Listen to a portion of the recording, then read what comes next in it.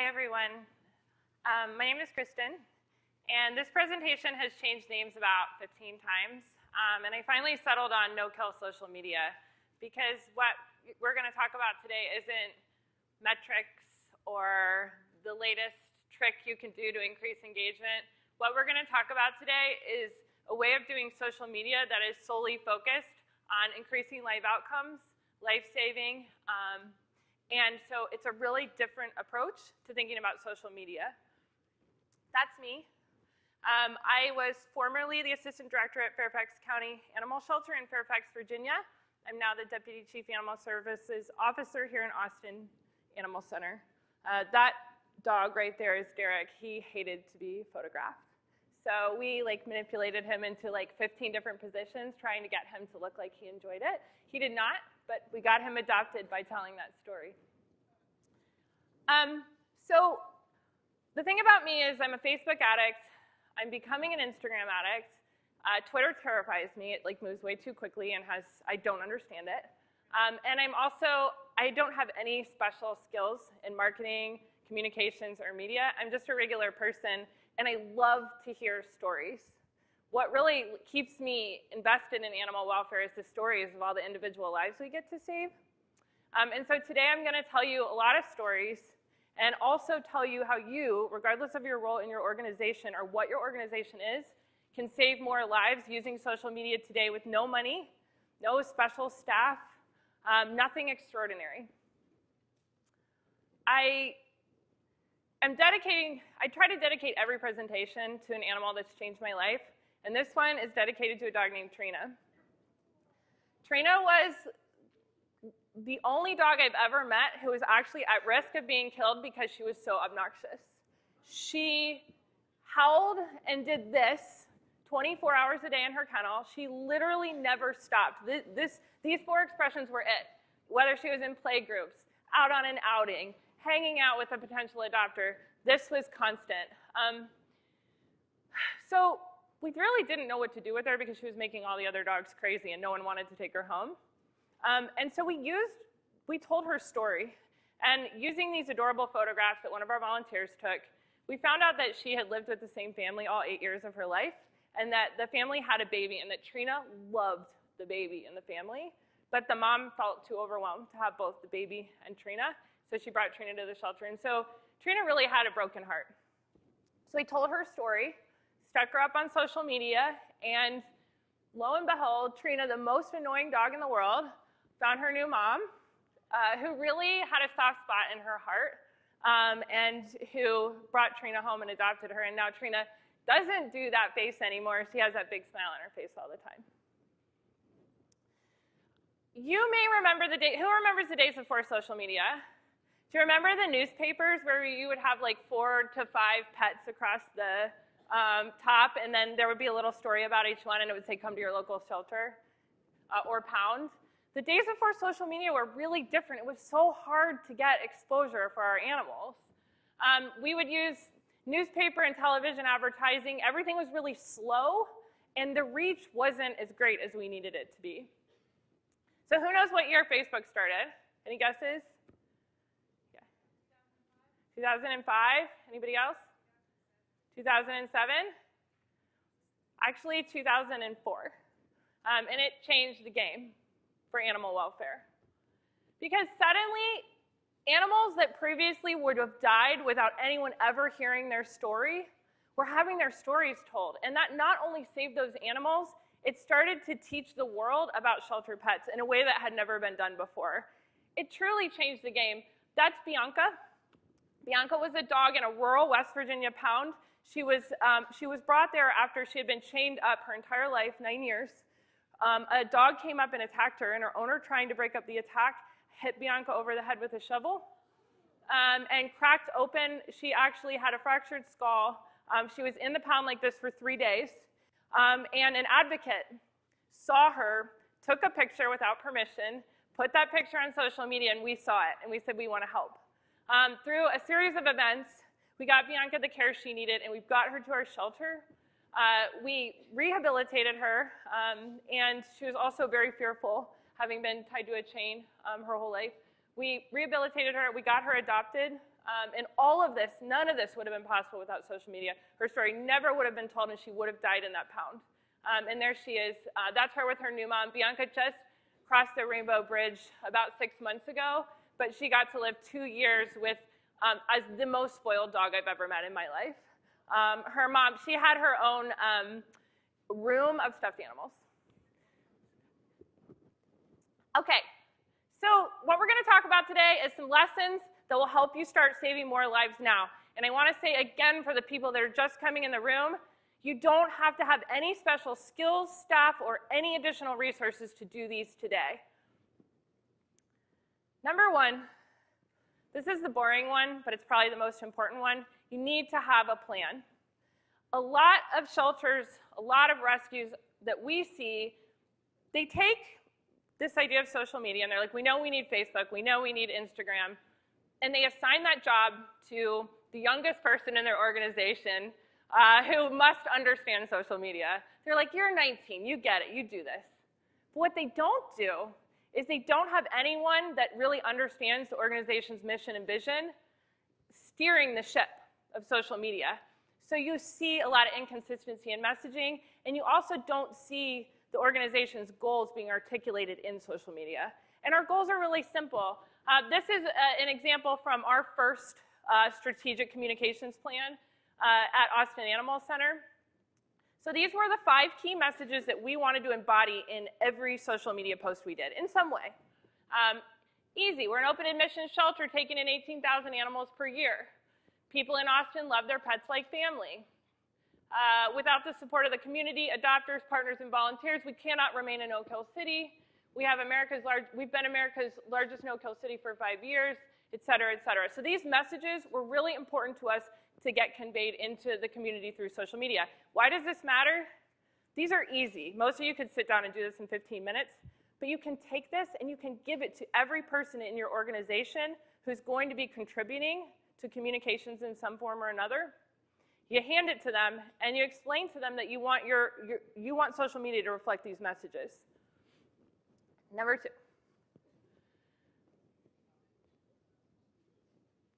There's a bunch of really cool stuff happening in social media right now. There's like videos that I have no idea how people make with words across them. There's all kinds of exciting new innovations happening in social media. And a lot of you probably know people that are capable of doing this. I don't. You don't need that stuff. Maybe the most important thing we'll say today is that you just need to focus on the ordinary things happening in your organization. There are a million stories to be told every day. And we miss a lot of those opportunities when we walk by and assume that the public won't care about the average day in our organization, in our rescue, in our shelter. So that is that little gray dog. She had had a lot of puppies. She came to the shelter, was 9 years old. Not a dog that would usually move very quickly through our system, but we showed this picture of her. And you can see in the photo, the person is the volunteer who's handling her, is connecting with her, and she's connecting with that volunteer. And that photo got that dog adopted in just a few days. That cat, I happened to be walking through the lobby and saw this like giant cat. And one of the staff members was holding it, and we just snapped a photo. And that photo got probably 500,000 views. People thought that was awesome. A lot of people came in wanting to adopt that cat, and once it got adopted, we had plenty more chubby cats for them to go for.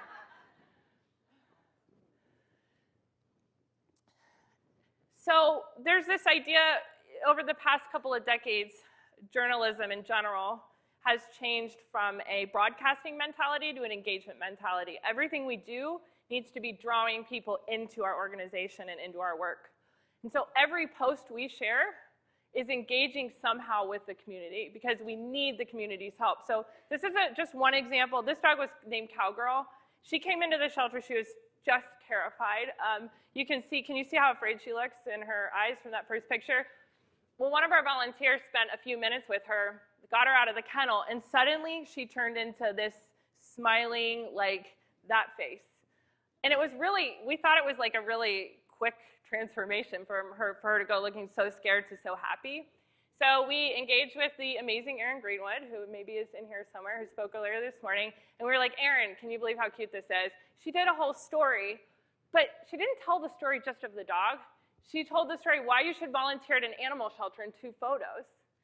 So not only did this help us get Cowgirl adopted, it also helped us bring in volunteers, because who wouldn't want to spend 5 minutes making a dog's face go from that to that? And here's Cowgirl in her new home.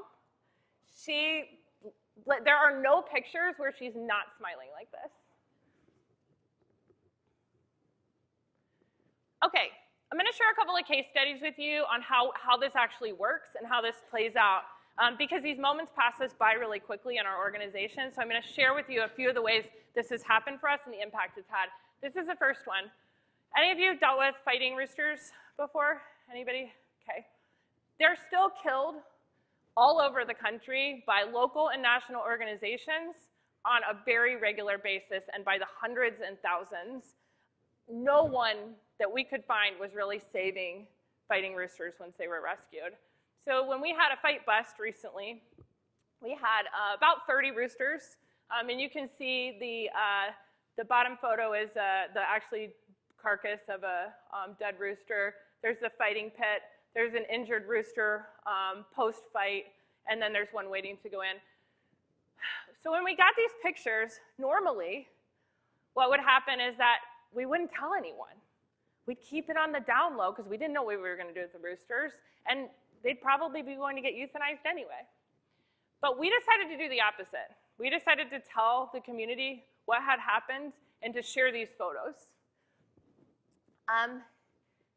So we made a hashtag called Save the Roosters. We not only shared those pictures I just showed you, but we also shared some leader photos. And what we did is these roosters had all been kept in battery cages, so they hadn't ever been outside. They had been sort of in covered battery cages where they had access to fresh air, but they never got to feel the sun on their backs. So we took them all out one by one, and we let them feel the sun on their backs for the first time. And you can see that picture up in the corner is one of the roosters actually fell asleep. And that one there under the text, that rooster fell asleep upside down.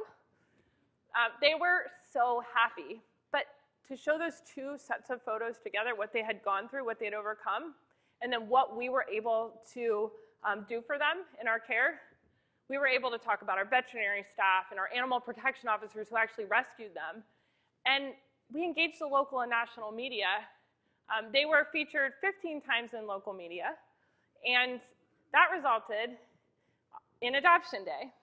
We decided we were going to try to get at least one of these roosters at home, because we know roosters, the story is that fighting roosters are unadoptable, and there's nothing to do but euthanize them. So we said, okay, we're going to put them up for adoption. Let's see what happens. Maybe we can get 1 or 2 of these guys adopted, and then we won't have to kill them all. Adoption Day comes. It's about 15 minutes before we open, and we look out the door, and there's a giant line of rooster adopters waiting to get their rooster. Within 6 hours, because that's how long it took us to process the adoptions, every rooster was gone, and we had 10 angry people waiting, wanting their rooster. We microchipped everyone, and we said to the adopters, will you follow up and let us know how they're doing? Because it was really an experiment. We didn't know. We gave them all the information about rehabilitation. You're supposed to wait 3 months before you introduce them to new pets. So no one listened. Everyone took them home. They put them in their flocks of other birds. And they started to send us pictures. And they sent us, we got photos. One of the roosters had 4 young female hens. And he walked around with his wing around them all day. And so to this day, probably once a week, I get about 10 megabytes of rooster pictures sent to my email, and it shuts my computer down. So that's a little example of how we didn't do anything special. We just decided to be open and transparent with the public, and we decided to ask for help. And we were very upfront that the only other option for these birds was that they were going to be euthanized, and we needed the community's help. And that's what happened. Okay, another case study. I've been in Texas about 1.5 years. No one told me when I came here that it rains a lot sometimes, and there's pretty exciting flooding action that happens. So when myself and the director first came to Austin, we were greeted with floods. which meant that we also had greater challenges with some of our animals. And so we ended up with a situation where one of our facilities actually flooded, and we had to move out 50 medium and large dogs. Most of those were long-stay dogs. They had to come back to the main campus, and we had nowhere to put them. Because of the flooding, there's a lot of animals that need to come into the facility, and so all of our kennels were full. So we ended up with this room full of standing crates, and we just didn't know what to do. In a lot of shelters across America, what would have happened is that all those dogs in those crates would have been killed. It would have been a space kill, and it would have been a justifiable run, right? Because it's an emergency. And so the director said, we're not going to do that. She said, we're going to tell the media our situation. We're going to ask for the public's help. So that's what we did. What we said is we said, we have 50 dogs, and we need your help now to get them out, and we were taking emergency fosters. And within 24 hours, every single one of those dogs was in a foster home, sleeping on somebody's couch, not in a crate in the shelter. That's JD. He's one of the dogs. And that's him with his foster. He was so happy. And that is him after he came back to the shelter after being in his foster home. So we were able to get through the space crisis. We didn't kill any animals for space. And we brought him back. That's our empty cages after our animals all went to foster homes. So that's what the room looked like because of our fosters. Because we reached out and asked for help. We got a nice shout out for it. There's JD with his mom. He got adopted. And there's the boxes of donations that came in because we asked the community for help. So this guy, he was so tired of seeing us. He would like wheel in. This was like one of 10. We got about $10,000 of donations in 4 days because not only locally in Austin did people appreciate that we asked for help and that we told the public when we had a problem, all over the world, people were seeing what we were doing and sending us donations. We got donations from France and Ireland and Saudi Arabia. All over the world, people were saying thank you for saving all those animals and thank you for asking for help when you need it. And that's how they told us thank you. Okay, number 4. This is a really tough one, and I think we're seeing a shift in animal welfare finally on this issue. We used to only show what we thought were desirable animals, what we thought were the animals that the public would want. So we showed healthy, gorgeous, highly adoptable pets. And what we argue is that emotion inspires action. Whether it's a happy emotion or a sad emotion, it inspires people to act. And so we changed our strategy from showing the happy things only to showing everything that we deal with. Because the things that are coming into our shelter, as hard as they are sometimes for us to see, our community wants to share in that with us. They want to know what's happening, and they respect us so much more when they know some of the hard work that we do. This cat came in, was hit by a car. She was so sad. She endeared me because when I went to her kennel right before her amputation, she just reached out her paw and wanted to hold my hand with her paw. She had her leg amputation. We shared a bunch of photos with her and told her story. A woman in Virginia saw her story and said, I want to adopt this cat. Her cat had just passed away.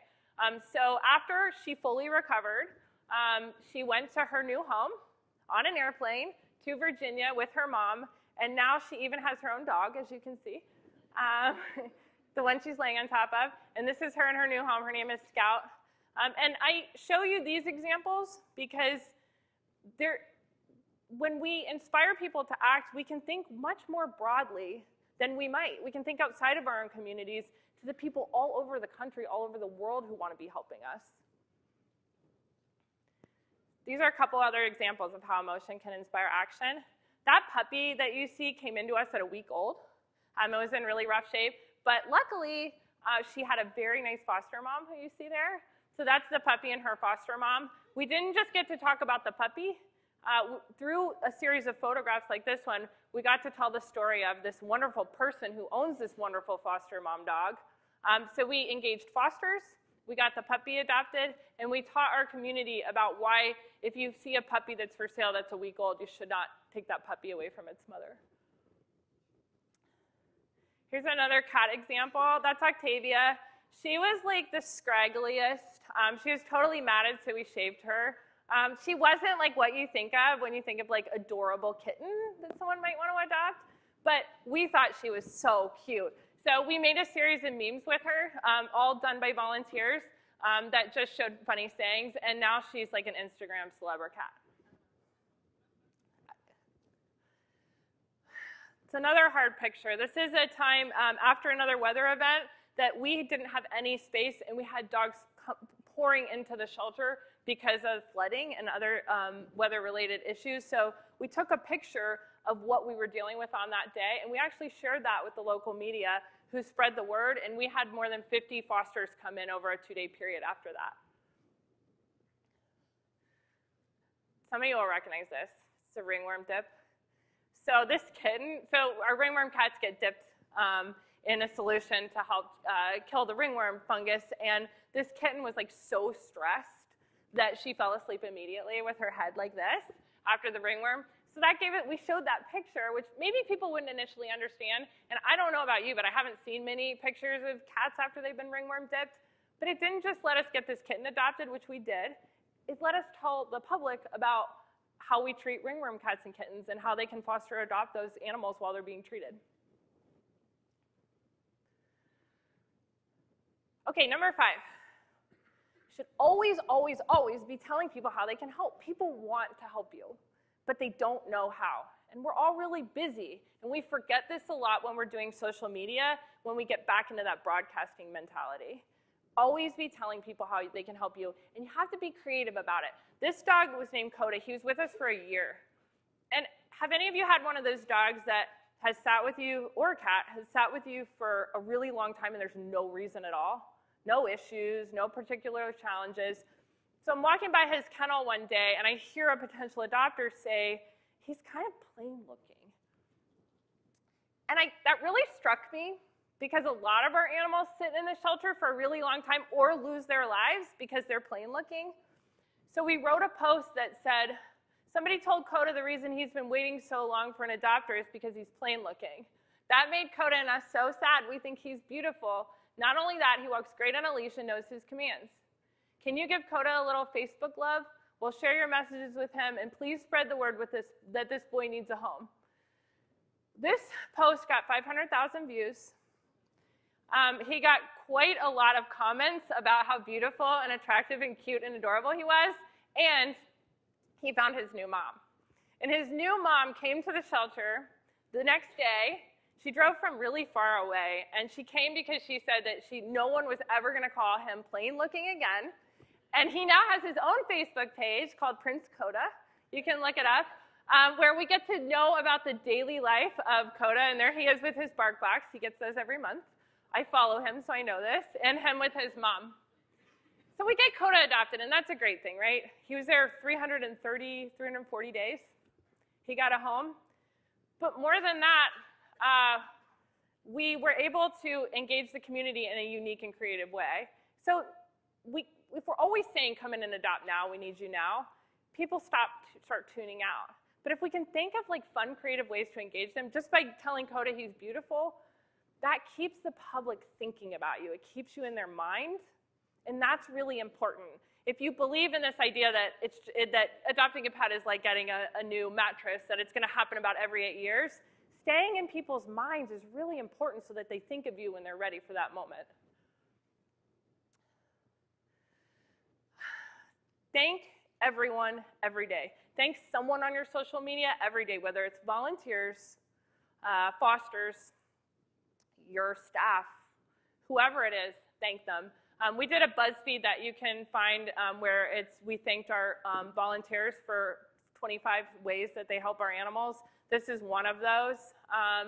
And we do a thing every month. We announce how many adoptions we had, how many animals went to rescue, and we thank people. And then we invite them to come and tell their story about the pet they adopted. We have a special social media page for our adopters where they can join the page and they can tell us their stories. Why is that so awesome? because it saves us time. We have all of our doctors now all the time posting on this page, and it's nice that they're posting on the page. It doesn't have a huge audience, but we take those posts and we stick them up on our page. And that keeps people engaged with us. That make sense?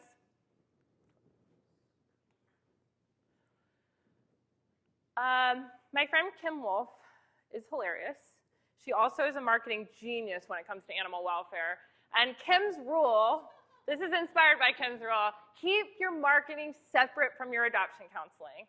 So Kim wanted to really hit home this point, so she made a profile on Match.com that she feels like looks like a lot of the things that she sees on social media about pets. She says, I'm Kim, I'm an East Coast mix. Not one person has shown any interest in me since I was dumped by an asshole. This is your fault. These pics are from my worst moments. My passport mugshot, me being grumpy, me in the dentist chair after getting my tooth pulled, and me crying. Let's cuddle, LOL. I've been single longer than anyone else on this website. My match must be perfect. All others will be rejected. I'm blonde and I'm female, so just assume I'm dumb. I'm missing my front tooth. It was actually because of root infection, but it looks like I was in a fight. Even though I wasn't, you must always view me as broken. Never socialize me with other human beings, or else.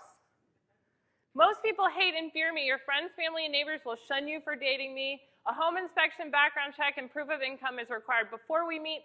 We must attend couples counseling within 30 days of meeting, and you must propose to me by 5 p.m. today. Who recognizes this, right, in some of the social media you see about animals? And Kim particularly was referencing medium and large dogs, but we see this all the time. We don't separate marketing from adoption counseling, and we try to do adoption counseling with our marketing, and it's a huge mistake. I wrote a piece for Animal Farm Foundation about this called Keep Adoption Counseling and Marketing Separate, and if you get a chance, it's a great read, and it's one that probably everyone here, including me, needs to go reread, because we all kind of do it, because this idea that we owe the public full disclosure, transparency, it's absolutely true. But when we mix that up with marketing, which is what social media is, we would be better off not showing those animals, because you're just creating stop signs for people not even wanting to come in and see them. And let's say you do market an animal that has some issues, maybe some special medical or behavioral issues, and someone comes in, and there's a deal breaker there. I promise you, you have like 15 to 500 other animals they're going to want to adopt. So you can just point them to one of those. This is an example. This is Dalton. This is him marketed one way. Dalton is an energetic young pit bull with a heart of gold who's got really cute ears. He has happy tail, which means his tail's bleeding because he wags it so hard in the kennel. He loves people and loves to play, but he's becoming barrier reactive in the shelter. He has a skin problem, but it can be managed with a special diet. Dalton's looking for a family with no small children and may do okay with another dog with a slow introduction. Who sees a stop sign there? Shout them out. The bleeding tail, yeah. I want to take that home. Barrier reactive. Skin problems. Yeah, there's like 15 in here, and we do this all the time. Check your posts and make sure you're not doing this. The time for full disclosure, the time to tell people about these issues is face-to-face when you can put them in context. It is a disservice to our animals when we do this and don't put them in context in face-to-face meetings. Here's Dalton marketed another way. I'm not going to read this whole thing to you, but I'll tell you a quick story. Dalton went to foster. Whenever we have long-stay dogs that aren't getting a home, we send them to foster. 2 to 3 days is all it takes. Dalton goes to foster. This is him in his foster home, and his foster mom told this story. Every day, he was there for 3 days. Every day, at about 5 o'clock, she would take him on a walk. And it was winter, and so before she took him on a walk, she would go get her coat out of the closet. On the third day, at about 4:55, Dalton gave her a look, walked over to the closet, opened the door. Of all the coats in the closet, he chose hers. He pulled it off the hanger, and he carried it to her. So we just told that story. We didn't talk about his overall personality or temperament. We didn't talk about his energy level or his happy tail, which was real. We just told that story. And within 3 hours, we had 6 people lined up to take home Dalton. Because who doesn't want a dog that's that thoughtful and smart and cool that he would go pick out the coat so that he could go on his walk? So he got a great home. That's what we mean when we talk about the difference between marketing and adoption counseling. Basic marketing rules.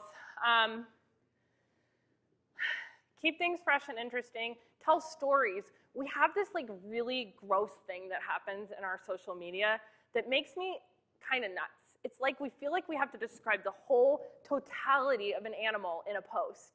And it doesn't engage people. Imagine if you tried to take your partner or your spouse or your child and in 3 sentences say everything about them, good and bad. That's probably not going to be super appealing to people, right? Just tell a story. People don't need to know everything that you know about the animal. And most importantly, everything you think you know about the animal because it's in a shelter is probably wrong anyway. So just tell a story. Focus on the customer. Think about who's going to be adopting your pets. Use incentives, promotions, giveaways, anything you do to that keeps people's attention. Keep things fun. And remember, stop broadcasting and start engaging people. And show lots of kittens. Many, many kittens and puppies. Kittens and puppies. One of the other things we see happen a lot is that people either want to show all their most highly adoptable pets or they're animals that have sat in their shelter for a year. Remember that a variety in marketing is important. That'll help all your animals get homes. Show all kinds of pets.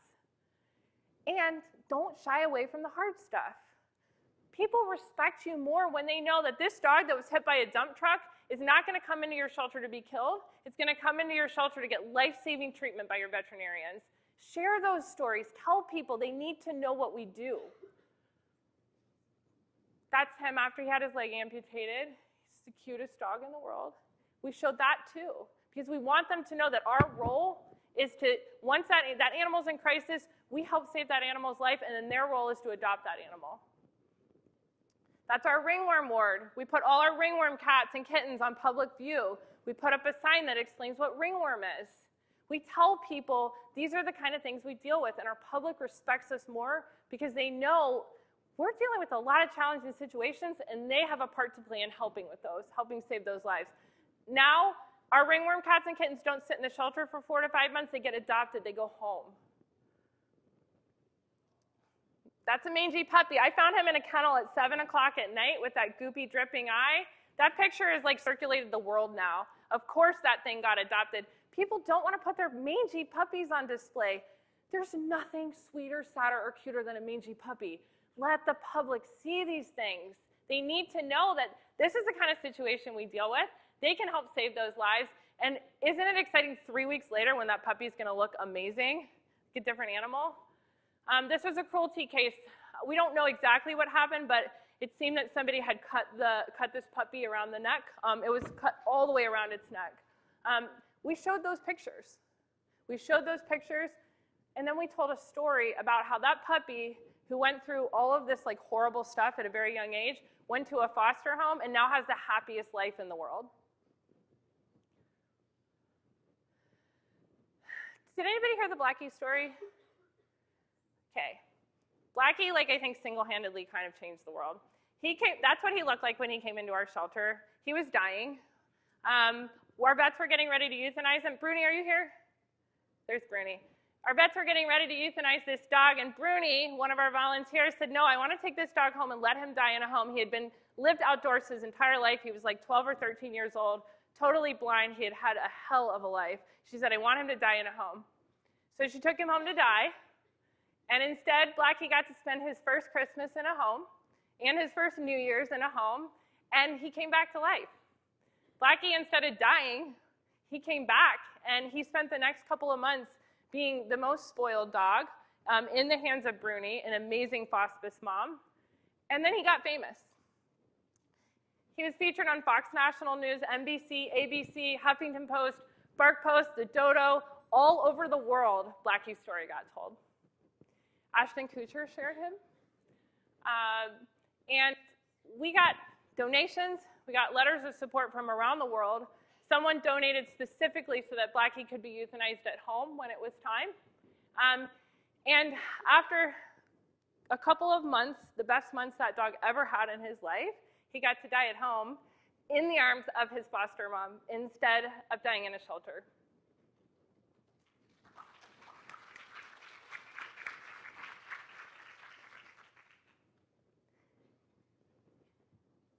So, sad story, but happy transition.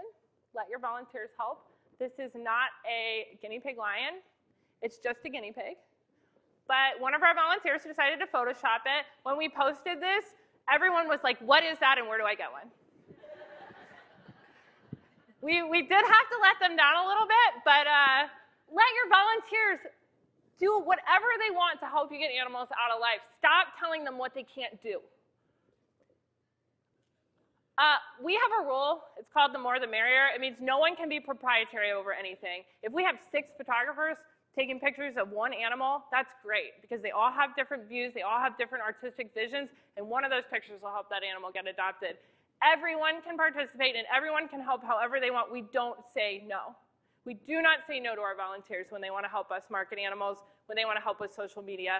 We're clear about guidelines and expectations, but once we set those, sky's the limit.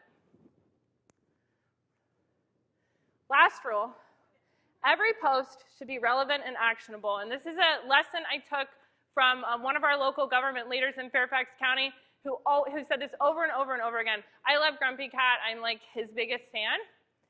But if I showed a picture of Grumpy Cat for the animal shelter that I worked at, it wouldn't be relevant to my organization, even though it's hilarious. People do this all the time. You see this? Do you see those graphs of the 2 cats can produce 35 million kittens? You know those pictures where it's like 2 cats breeding can make 35 million cats? That's fine, but that's not really about your organization unless that's what your organization does. Make sure everything you share is relevant to what you do and your mission and vision, and go back to those 5 messages. So we had our own Grumpy Cat. That's Freddie. He was 16. He was horrible. He was the grumpiest. He had terrible breath. He did this all day. He didn't want you to touch him, though. He just wanted to look at you like this. So we made him our celebrity Grumpy Cat, and yes, he got a home, and yes, he is also an Instagram celeb pet. I'm going to run you through a couple of quick examples because I know we're running out of time. Don't let these incredible moments of potential pass you by. These puppies came into our shelter a couple of months ago, and this woman comes in carrying armfuls of dachshund puppies. Armfuls. I think there were 9 of them, and we were stop where you are. Before she could get in the door, we grabbed them from her arms and we took a bunch of pictures because they're dachshund puppies. Well, of course, within 1 minute, they were all adopted, right? And the whole shelter was full of everyone running around being where are the dachshund puppies? Those are the kind of moments you don't want to pass by because those could have sat in the shelter for several days, several weeks, getting older. Don't let those moments pass you by. They seem ordinary to you. They're not ordinary to the public. Everything you do on social media can be like a behind-the-scenes tour. You're behind the scenes. Use that. I'm going to talk more about that dog in a later presentation, so please come.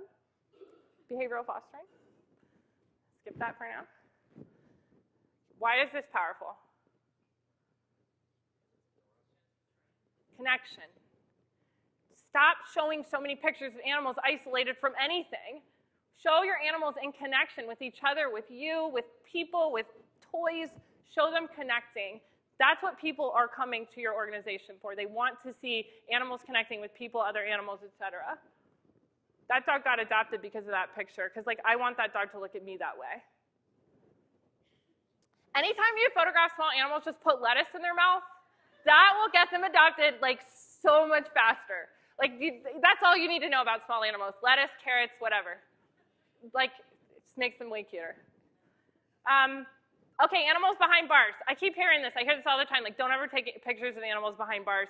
I don't know that that's always true. We need to be really thoughtful about it. This was this wolf dog thing that came into our shelter, and 6 people were it's this wolf, it's a husky, it's a Malamute. Have you had one of these?